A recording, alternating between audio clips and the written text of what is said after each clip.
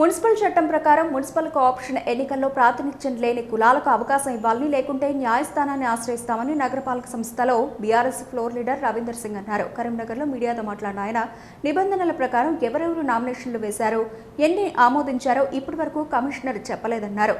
ఇది ప్రజలచే ఎన్నుకోబడ్డ 66 మంది కార్పొరేటర్లు అవమానించినట్లేనన్నారు. నోరు తెరిస్తే ధర్మం పేరు చెప్పే కేంద్ర మంత్రి బండి సంజయ్ ఏకపక్షంగా తమ సభ్యులను ఎన్నుకునే విధంగా దుర్మార్గంగా వ్యవహరిస్తున్నారని ధ్వజమెత్తారు. మున్సిపల్ చట్టాన్ని అగౌరవపరిచే విధంగా బీజేపీ పాలకవర్గం కోఆప్షన్ సభ్యులను ఎన్నుకుంటే ఇతర పార్టీలు ఎందుకు అని ప్రశ్నించారు. ప్రజాస్వామ్యాన్ని కూనీ చేసే విధంగా బండి సంజయ్ తొండి చేస్తున్నాడని స్పష్టం చేశారు. ఇప్పటికైనా అధికారులు మున్సిపల్ చట్టం ప్రకారం ప్రాతినిధ్యం లేని కులాల వారిని కోఆప్షన్ సభ్యులను ఎన్నుకోవాలని డిమాండ్ చేశారు. లేకుంటే న్యాయం కోసం కోర్టుకు వెడతామని హెచ్చరించారు. సమావేశానికి ప్రధాన కారణం ఏంటంటే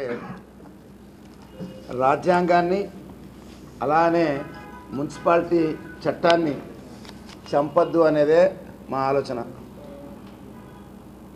66 మంది కార్పొరేటర్లు ప్రజాస్వామ్యబద్ధంగా ఎన్నుకోబడ్డారు.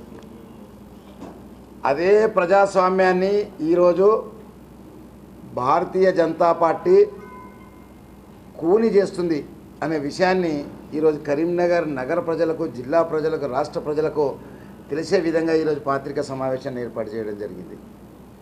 కోఆప్షన్ ఎన్నికలని నోటిఫికేషన్ ఇవ్వడం జరిగింది.